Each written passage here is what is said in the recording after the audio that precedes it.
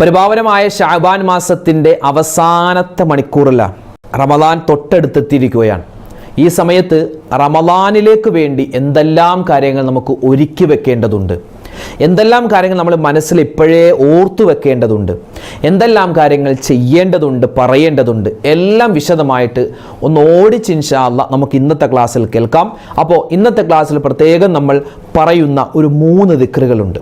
ഈ 3 ദിക്റുകൾ എങ്ങനെയാണ് പറയേണ്ടത്, അതിൻ്റെ അർത്ഥം എന്താണ് എന്ന് വിശദമായി നമുക്ക് കേൾക്കാം, പഠിക്കാം. പല ആളുകൾക്കും സംശയം, ഉസ്താദെ നോമ്പിൻ്റെ നിയ്യത്ത് വെക്കേണ്ടത് എപ്പോഴാണ്, രാത്രിയാണോ പകലാണോ, നിയ്യത്ത് മറന്നുപോയാൽ ആ നോമ്പ് കിട്ടുമോ, പിന്നെ ഒരാൾ നോമ്പ് പിടിക്കാൻ പറ്റിയില്ല എങ്കിൽ അയാൾക്ക് പകലിൽ ഭക്ഷണം കഴിക്കാൻ പറ്റുമോ, അതോ നോമ്പുകാരനെ പോലെ കഴിയണോ, ഇങ്ങനെ ഒരുപാട് സംശയങ്ങൾ. അതോടൊപ്പം തന്നെ ഉസ്താദെ ഈ റമദാൻ മാസത്തിലെ നോമ്പ്, ഈ നോമ്പ് പിടിച്ചാൽ നമുക്ക് ഒരുപാട് ആരോഗ്യമുണ്ടാകുമെന്ന് കേട്ടിട്ടുണ്ട്. ഈ പട്ടിണി കിടന്നാൽ ആരോഗ്യമുണ്ട്, നമുക്ക് ഭക്ഷണം കഴിച്ചാലല്ലേ ഉസ്താദെ ആരോഗ്യമുണ്ടാകൂ? ഈ 13 മണിക്കൂറൊക്കെ പട്ടിണി കിടന്നാൽ ഒന്നും കഴിക്കാതിരുന്നാൽ എങ്ങനെയാണ് ആരോഗ്യമുണ്ടാവുക എന്ന് ചില ആളുകൾ ചോദിച്ചേക്കാം. അതിൻ്റെ പിറകിൽ ഒരുപാട് മറുപടിയുണ്ട്. അതിൽ ചിലത് ഇന്നത്തെ ക്ലാസ്സിൽ നമുക്ക് കേൾക്കാം. ഈ പരിശുദ്ധമായ റമദാനിൽ എല്ലാ ഉമ്മമാരും സഹോദരിമാരും പ്രത്യേകം ശ്രദ്ധിക്കേണ്ട ഒരു കാര്യം ഇപ്പം തന്നെ ഇൻഷാ അല്ലാഹ് നമുക്ക് പഠിക്കാം. അതായത് റമദാനിലെ 30 നോമ്പിൻ്റെയും പ്രതിഫലം നിങ്ങൾക്ക് കരസ്ഥമാക്കാൻ ഇപ്പോൾ തന്നെ ഇന്നത്തെ ദിവസം തന്നെ നിങ്ങളുടെ മനസ്സിൽ ഒരു കാര്യം ചിന്തിക്കണം. അതിന് നിസ്കാരമില്ലാത്ത അശുദ്ധിയുള്ള സമയമാണെങ്കിൽ പോലും ഇൻഷാ അല്ലാഹ് റമദാനിലെ 30 നോമ്പിൻ്റെയും പ്രതിഫലം കിട്ടുന്ന ചെറിയൊരു കാര്യം നിങ്ങൾ ചിന്തിച്ചാൽ മതി മനസ്സിൽ. ഏതാണ് ആ കാര്യം? വിശദമായി ഇൻഷാ അല്ലാഹ് ഇന്നത്തെ ക്ലാസ്സിൽ പഠിക്കാം. ഇത് നിങ്ങൾ മറ്റുള്ളവർ കൂടി എത്തിച്ചു കൊടുക്കുക. അള്ളാഹു നമ്മളെ അനുഗ്രഹിക്കട്ടെ. ആമീൻ. അസ്സലാമു അലൈക്കും വറഹ്മത്തുള്ളാഹി വബറകാതുഹു. ബിസ്മില്ലാഹിർ റഹ്മാനിർ റഹീം. അൽഹംദുലില്ലാഹി റബ്ബിൽ ആലമീൻ വസ്സലാത്തു വസ്സലാമു അലാ അഷ്റഫിൽ മുർസലീൻ വഅലാ ആലിഹി വസഹ്ബിഹി അജ്മഈൻ. അമ്മാ ബഅദ്. സ്നേഹ ബഹുമാനം നിറഞ്ഞ സത്യവിശ്വാസികളെ, ഉമ്മമാരെ, ഉപ്പമാരെ, അൽഹംദുലില്ലാഹ് വിശുദ്ധമായ ശഅബാൻ മാസത്തിൻ്റെ അവസാനത്തെ മണിക്കൂറുകളിലൂടെയാണ് നമ്മൾ കടന്നു പോകുന്നത്. പരിപാവനമായി നമ്മളൊക്കെ 2 മാസത്തോളം ദുആ ചെയ്ത് നമ്മുടെ അതിഥി ഇതാ നമ്മുടെ വീടിൻ്റെ തൊട്ടടുത്തുള്ള ബസ് സ്റ്റോപ്പിൽ എത്തിയിട്ടുണ്ട്. മൂപ്പരിന് വീട്ടിലേക്ക് വരേണ്ട താമസം എന്ന് തന്നെ ഒരു തമാശ രൂപത്തിൽ പറഞ്ഞാൽ അങ്ങനെ. കാരണം റമദാൻ ഇതാ തൊട്ടടുത്ത് എത്തിയിരിക്കുകയാണ്.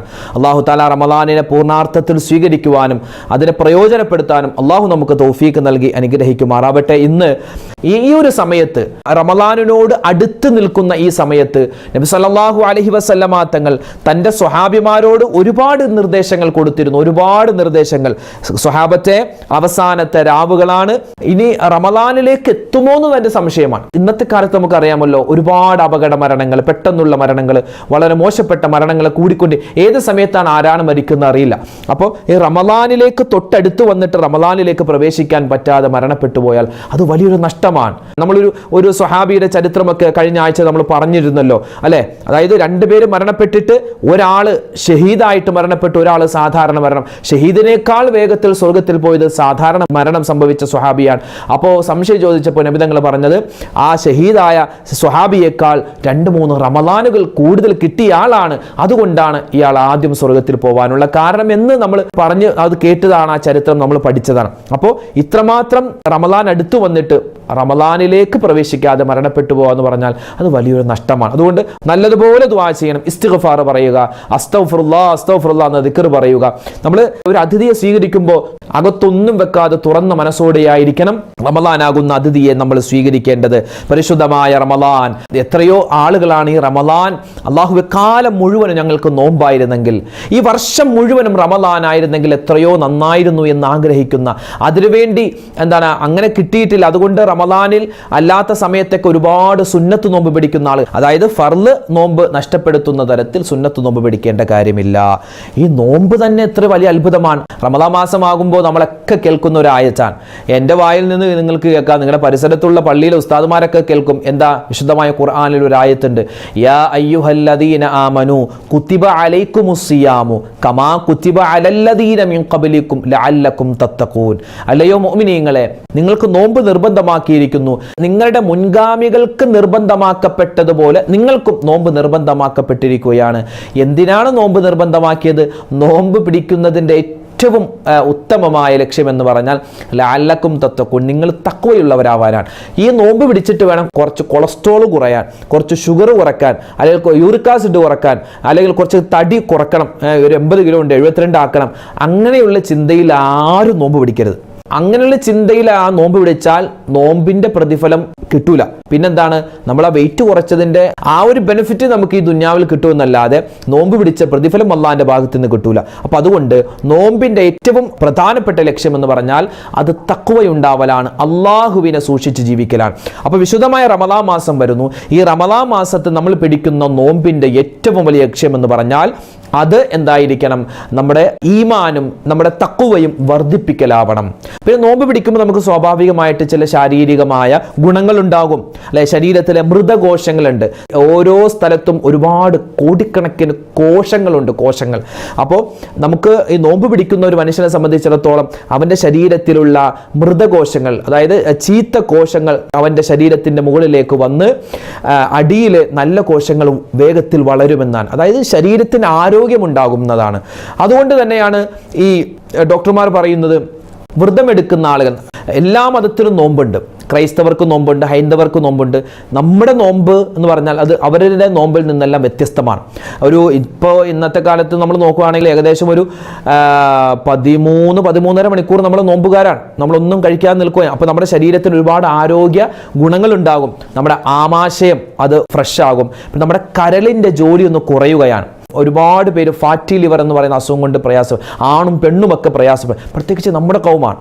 കാരണം എന്താണ്, സമൂസ കഴിക്കുന്നു, ബിരിയാണി കഴിക്കുന്നു, അതുപോലെ ഐസ്ക്രീം കഴിക്കുന്നു, പിന്നെ ജ്യൂസ് കുടിക്കുന്നു. ഇതിങ്ങനെ ചെന്ന് ഇതെല്ലാം കൂടി നോക്കുന്നത് നമ്മുടെ കരളാണ്. അപ്പോൾ ആ കരളിന് നോമ്പ് പിടിക്കുന്ന സമയത്ത് വലിയൊരു റാഹത്ത്, ഒരു വിശ്രമം കിട്ടും. പറയുകയാണെങ്കിൽ ഒരുപാട് നേട്ടമുണ്ട്, ചുരുക്കി മൊത്തത്തിൽ പറഞ്ഞു എന്ന് മാത്രം. അപ്പോൾ ശാരീരികമായ ഒരുപാട് നേട്ടങ്ങൾ നമുക്കുണ്ട്, മാനസികമായ നേട്ടങ്ങൾ ഈ നോമ്പിനോട് നമുക്ക് കിട്ടാനുണ്ട്. പക്ഷേ ഇതൊന്നുമല്ല നോമ്പിൻ്റെ യഥാർത്ഥ ലക്ഷ്യം.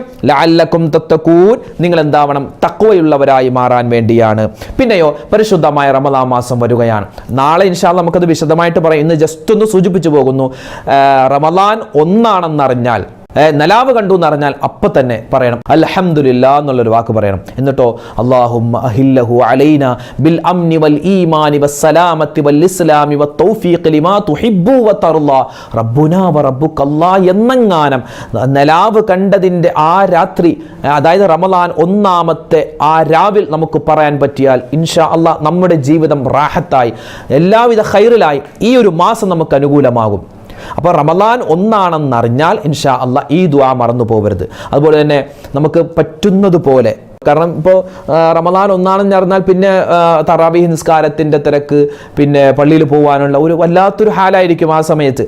അല്ലാഹു തആല അതിന് തൗഫീഖ് നൽകട്ടെ. അപ്പോൾ ആ ഒരു സമയത്ത് നമ്മൾ ഓതാൻ പറ്റിയാൽ ഏറ്റവും നല്ല ശ്രേഷ്ഠതയുള്ള ഒരു അമലാണ് സൂറത്തുൽ മുൽക്ക് ഓതാൻ വിട്ടുപോകരുതേ. സാധാരണ നമ്മൾ ഓതുന്നതാണ് സൂറത്തുൽ മുൽക്ക് നമ്മൾ പാരായണം ചെയ്യണം. കാരണം എന്താ, സൂറത്തുൽ മുൽക്കിന് 30 ആയത്താണ്. ഈ 30 ദിവസത്തേക്കുള്ള കാവൽ നമ്മൾ ആദ്യത്തെ ദിവസത്തിൽ തന്നെ വാങ്ങുകയാണ്. നബി സല്ലല്ലാഹു അലൈഹി വസല്ലമ തങ്ങളുടെ ഒരു ഹദീസ് ഉണ്ടല്ലോ, മൻ ഖാമ, ഒരു മനുഷ്യൻ രാത്രി നിസ്കരിച്ചാൽ, ഈമാനം വഹ്തിസാബ, അവൻ ഈമാനോടുകൂടി, അതുപോലെ തന്നെ വഹ്തിസാബൻ, പ്രതിഫലം ആഗ്രഹിച്ചുകൊണ്ട് ഒരു മനുഷ്യൻ രാത്രി നിന്ന് നിസ്കരിച്ചാൽ അവൻ്റെ പാപങ്ങളെല്ലാം അള്ളാഹു പുറത്തു കൊടുക്കുമെന്നാണ്. എത്ര പാപം എന്ന് പറഞ്ഞില്ല, ചെറുതാണോ വലുതാണോ ഒന്നും പറഞ്ഞില്ല. പാപങ്ങളിൽ എന്തെല്ലാം പെടുമോ അതെല്ലാം അള്ളാഹു തആല പുറത്തു തരും. നാളത്തെ തറാവീഹ് നിസ്കാരം, വിത്ർ നിസ്കാരം ഉൾപ്പെടെ നമ്മൾ നിസ്കരിച്ച പല ആളുകളും റമദാൻ 1 ആയിട്ടില്ലല്ലോ, അല്ലെങ്കിൽ റമദാൻ 1 ആയിട്ടുള്ളൂ, ഇനി 2, 3 കിടക്കുന്നല്ലോ, 27 രാവിനൊക്കെ അല്ലേ കൂലി കൂടുതലുള്ളത്, അപ്പോൾ ആ സമയത്ത് നമുക്ക് നിസ്കരിക്കാമെന്നൊക്കെ പറഞ്ഞ് പല ചെറുപ്പക്കാരും എന്ത് ചെയ്യുന്നു, അല്ലെങ്കിൽ ചില ജോലി തിരക്കിൻ്റെ കാര്യം പറഞ്ഞ്, അല്ലെങ്കിൽ പഠനത്തിൻ്റെ കാര്യം പറഞ്ഞ് പലപ്പോഴും നമ്മൾ എന്ത് ചെയ്യാറുണ്ട്, തറാവീഹ് നമസ്കാരം ഉപേക്ഷിക്കാറുണ്ട്. നമ്മൾ ഏത് സുന്നത്ത് നിസ്കാരം ഉപേക്ഷിച്ചാലും തറാവീഹ് ഉപേക്ഷിക്കല്ലേ, കാരണം വലിയ ശ്രേഷ്ഠതയാണ്. പിന്നെ ഈ തറാവീഹിനേക്കാൾ ശ്രേഷ്ഠതയുള്ളതാണ് ഏത്, നമ്മുടെ ഫർദ് നിസ്കാരത്തിന് മുമ്പും ശേഷമുള്ള റവാത്തിബ് സുന്നത്ത് നിസ്കാരം. ഒരു മനുഷ്യൻ ഇശായൊക്കെ നിസ്കരിച്ചിങ്ങനെ കാത്തിരിക്കുക എന്തിനാ, തറാവീഹിന് വേണ്ടി അല്ല. അവൻ ഇശായിന് ശേഷമുള്ള 2 റക്അത്ത് റവാത്തിബ് നിസ്കരിക്കണം, എന്നിട്ടായിരിക്കണം അവൻ എന്ത് ചെയ്യേണ്ടത്, തറാവീഹ് നിസ്കരിക്കേണ്ടത്. തറാവീഹ് നിസ്കാരത്തിൻ്റെ ഒക്കെ ചരിത്രം എത്രയോ വിശാലം, ഇൻഷാ അല്ലാഹ് അതൊക്കെ നമുക്ക് പറയാം. അപ്പോൾ പറഞ്ഞു വന്നത് തറാവീഹ് നമസ്കാരം, വിത്ർ നിസ്കാരം, അല്ലെ, റമദാനിൽ മാത്രം ജമാഅത്ത് സുന്നത്തുള്ള നിസ്കാരമാണ് വിത്ർ നിസ്കാരം. അതുപോലെ തന്നെ ഓരോ രാത്രിയിലും നമ്മൾ നാളത്തെ നോമ്പിന് വേണ്ടി നിയ്യത്ത് വെക്കണം. അതൊക്കെ ഇൻഷാ അല്ലാഹ് നമുക്ക് വിശദമായിട്ട് പറയാം. പിന്നെ ചില ആൾക്കാർ ഇപ്പോഴേ മനസ്സിലാക്കും ഇടയാത്താഴൊന്നും വേണ്ട, എന്നിട്ട് വലിയൊരു ഗമ്മായിട്ട് പറയും, ഞാൻ ഇന്നലെ നോമ്പ് പിടിച്ചത് ഇടയത്താഴം കഴിക്കാതെയാണ്. അതിലെന്താ, ഒന്നുമില്ല. പക്ഷെ അങ്ങനെയല്ല, ഇടയത്താഴം കഴിക്കുക എന്ന് പറഞ്ഞാൽ കുറച്ച് വെള്ളം കുടിക്കുകയോ ഒരു കാരക്ക തിന്നുകയോ ഒരു ഈത്തപ്പഴം തിന്നുകയോ അത് മതി. അതിലെന്താ ഒരു ബറക്കത്തുണ്ടെന്നാണ്, അതൊരു ബറക്കത്തുണ്ട്. അതുപോലെ തന്നെ നമ്മൾ പള്ളിയിലേക്ക് കയറുന്ന സമയത്തൊക്കെ ഇഅ്തികാഫിൻ്റെ നിയ്യത്ത് മനസ്സിൽ കരുതുക. ഇങ്ങനെ ഒരുപാട് കാര്യങ്ങൾ ഇൻഷാ അല്ലാഹ് മൊത്തത്തിൽ നമ്മൾ ശ്രദ്ധിക്കാറുണ്ട്. പിന്നെ വിശുദ്ധമായ റമളാൻ, ആ റമളാൻ മാസത്തിൻ്റെ 1 to 30 വരെ നമ്മൾ പറയേണ്ട ഒരു കാര്യമാണ് അഷ്ഹദു അല്ലാ ഇലാഹ ഇല്ലല്ലാഹ് അസ്തഗ്ഫിറുല്ലാഹ് അസ്അലുകൽ ജന്ന വ അഊദു ബിക മിനന്നാർ. ആ ദിക്ർ നമ്മൾ മറന്നു പോകരുതേ. നമുക്കെല്ലാവർക്കും പറയാം, ഒന്ന് പറഞ്ഞേ, അഷ്ഹദു അല്ലാ ഇലാഹ ഇല്ലല്ലാഹ് അസ്തഗ്ഫിറുല്ലാഹ് അസ്അലുകൽ ജന്ന വ അഊദു ബിക മിനന്നാർ. അതുപോലെ തന്നെ ആദ്യത്തെ 10 നമ്മൾ പറയുന്നു അല്ലാഹുമ്മ അർഹംനി യാ അർഹമർ റഹീമീൻ. എന്താ അതിൻ്റെ അർത്ഥം? അല്ലാഹുമ്മ അല്ലാഹുവേ അർഹംനി യാ അർഹമർ റഹീമീൻ, കരുണയുള്ള അല്ലാഹ് എനിക്ക് നീ കരുണ ചെയ്യണേ എന്നാണ് അതിൻ്റെ അർത്ഥം. പിന്നെ രണ്ടാമത്തെ 10 നമ്മൾ പറയുന്നു അല്ലാഹുമ്മ ഗുഫിർലി ദുനൂബി യാ റബ്ബൽ ആലമീൻ, അല്ലാഹുവേ എൻ്റെ പാപങ്ങൾ നീ പുറത്തു തരണേ അല്ലാഹ് എന്നാണ് അതിൻ്റെ അർത്ഥം. മൂന്നാമത്തെ 10 നമ്മൾ 2 ദുആ പറയാറുണ്ട്. ഒന്ന് അല്ലാഹുമ്മ അഅ്തിഖ്നി മിനന്നാർ വ അദ്ഖിൽനിൽ ജന്നത യാ റബ്ബൽ ആലമീൻ, അല്ലാഹുവേ പടച്ചവനെ കത്തിക്കാളുന്ന നരകത്തിൽ നിന്നും മോചിപ്പിക്കണേ അല്ലാഹ്, സ്വർഗ്ഗത്തിലേക്ക് കടത്തണേ അല്ലാഹ്. അതുപോലെ തന്നെ മൂന്നാമത്തെ 10 പറയുന്ന രണ്ടാമത്തെ ദുആ അല്ലാഹുമ്മ ഇന്നക അഫൂൻ തുഹിബ്ബുൽ അഫ്വ ഫഅഫു അന്നി, അല്ലാഹുവേ പടച്ചവനെ നീ മാപ്പ് ചെയ്യുന്നവനാണ്, നീ മാപ്പിനെ ഇഷ്ടപ്പെടുന്നവനാണ്, അതുകൊണ്ട് റബ്ബേ നീ എനിക്ക് മാപ്പ് തരണേ അല്ലാഹ്. ആ ദിക്ർ പറയാറുണ്ട്. അതുപോലെ നമ്മൾ 1 to 30 വരെ പറയുന്ന അഷ്ഹദു അല്ലാ ഇലാഹ ഇല്ലല്ലാഹ് അസ്തഗ്ഫിറുല്ലാഹ് അസ്അലുകൽ ജന്നത വ അഊദു ബിക മിനന്നാർ. ആരാധനക്കർഹൻ അല്ലാഹുവേ നീ അല്ലാതെ മറ്റാരുമില്ല, അല്ലാഹു നീ എൻ്റെ പാപങ്ങൾ പുറത്തു തരണം, നീ എന്നെ സ്വർഗ്ഗത്തിൽ പ്രവേശിപ്പിക്കണം, നരകത്തിൽ നിന്ന് മോചനം തരണം. ഇതാണ് അതിൻ്റെ ഏകദേശ അർത്ഥം. അപ്പോൾ ഈ ഒരു ദിക്റുകളൊക്കെയാണ് ഇൻഷാ അല്ലാഹ് നമ്മൾ റമളാനിൽ ഏറ്റവും കൂടുതൽ അധികരിപ്പിക്കേണ്ടത്.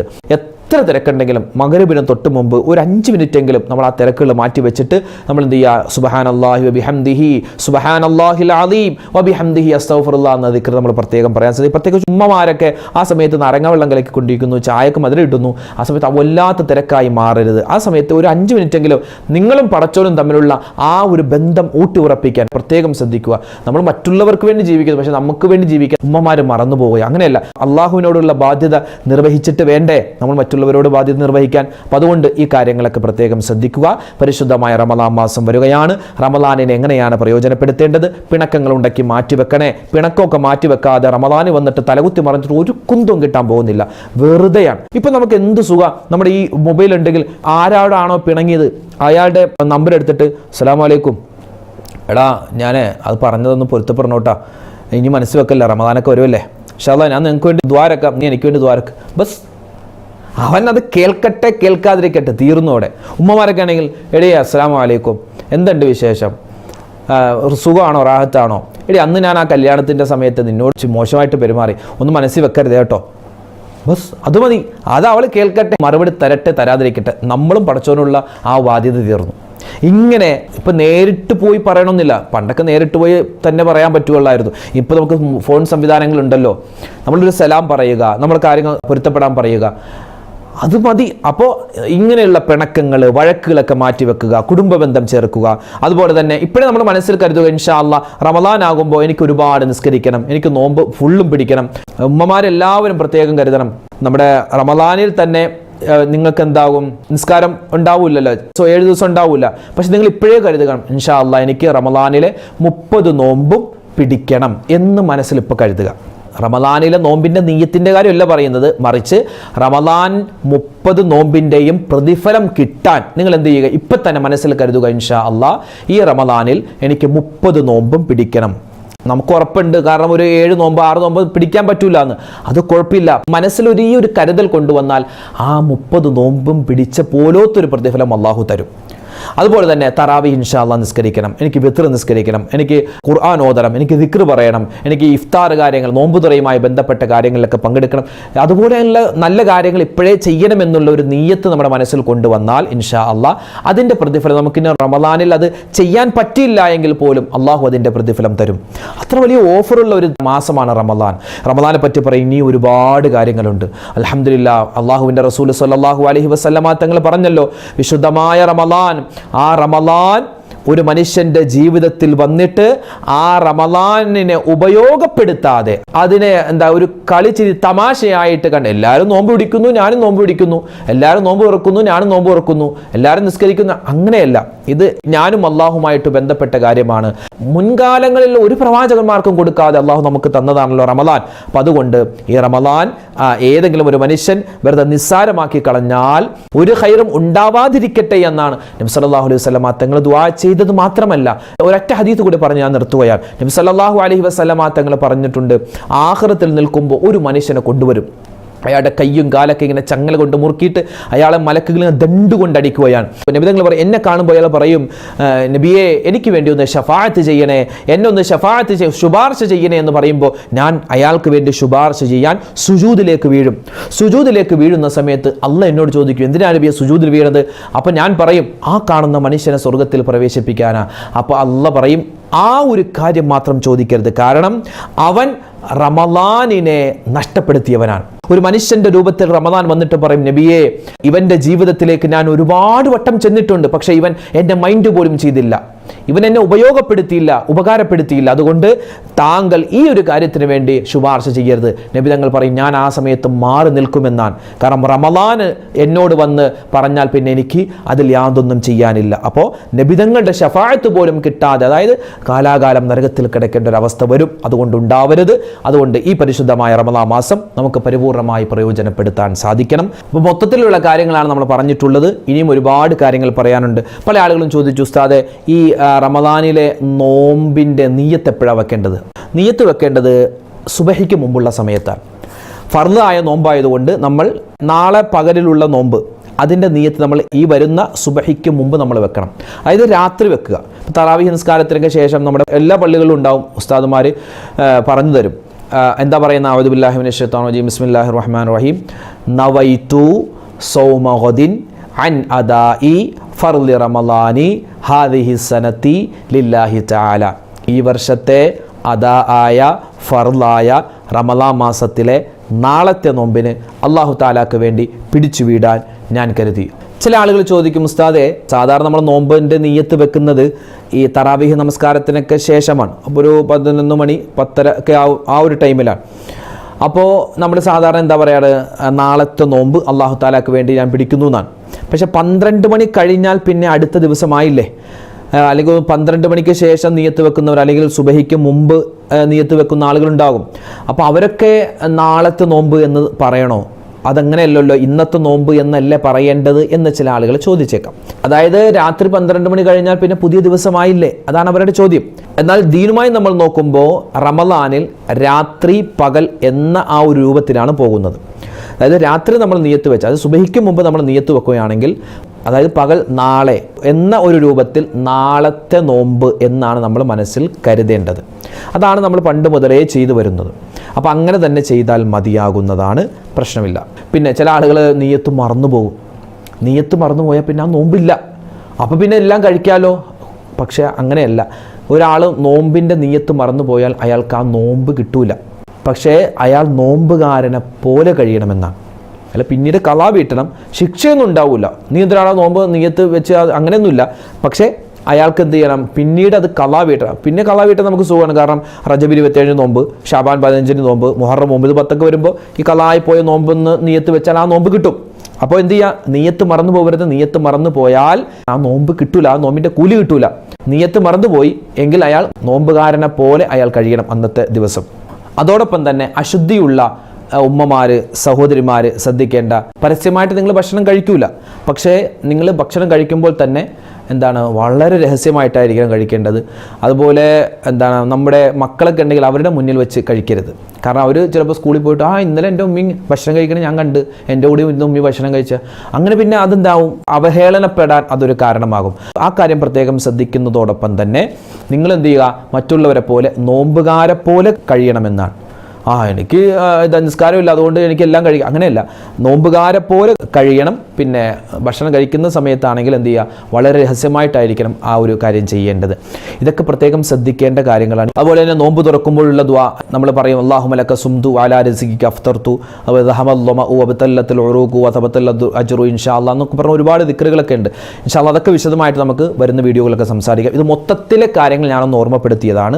റമളാനാണെ നഷ്ടപ്പെടുത്തിയാൽ വമ്പൻ നഷ്ടമാണ്. അല്ലാഹു സുബ്ഹാനഹു വ തആല ഈ റമളാൻ മാസത്തെ പൂർണ്ണാർത്ഥത്തിൽ സ്വീകരിക്കുവാനും എല്ലാ സൽക്കർമ്മങ്ങളും ചെയ്യാനും അല്ലാഹു അതുവഴി സ്വർഗ്ഗത്തിൽ കടക്കുവാനും നമുക്കെല്ലാവർക്കും തൗഫീക്ക് നൽകി അനുഗ്രഹിക്കുമാറാവട്ടെ. ആമീൻ യാ റബ്ബൽ ആലമീൻ. പരിശുദ്ധമായ റമളാനുമായി ബന്ധപ്പെട്ട് ഒരുപാട് സംശയങ്ങളൊക്കെ നിങ്ങൾക്കുണ്ടാകും. അതൊക്കെ നിങ്ങൾക്ക് കമൻറ്റിൽ എഴുതിയാൽ ഇൻഷാല്ലാഹ് കഴിയുന്നത് പോലെ, എല്ലാത്തിനും ഉറപ്പ് പറഞ്ഞില്ല, കഴിയുന്നത് പോലെ അതിനുള്ള മറുപടി ഇൻഷാല്ലാഹ് മറ്റൊരു വീഡിയോയിൽ നമുക്ക് പറയാം. പിന്നെ ഒരുപാട് പേര് ദ്വാരക്കാൻ പറഞ്ഞിട്ടുണ്ട്. അല്ലാഹു എല്ലാവരുടെയും മനസ്സിലെ ഹലാലായ മുറാദുകൾ ഹാസിലാക്കി കൊടുക്കട്ടെ. എല്ലാ വിഷമങ്ങളും സങ്കടങ്ങളും ദുഃഖങ്ങളും അല്ലാഹു തആല മാറ്റി കൊടുക്കുമാറാവട്ടെ. മരണപ്പെട്ടു എല്ലാവർക്കും അല്ലാഹു മഗ്ഫിറത്ത് നൽകട്ടെ. ആമീൻ. അസ്സലാമു അലൈക്കും വറഹ്മത്തുള്ളാഹി വബറകാതുഹു.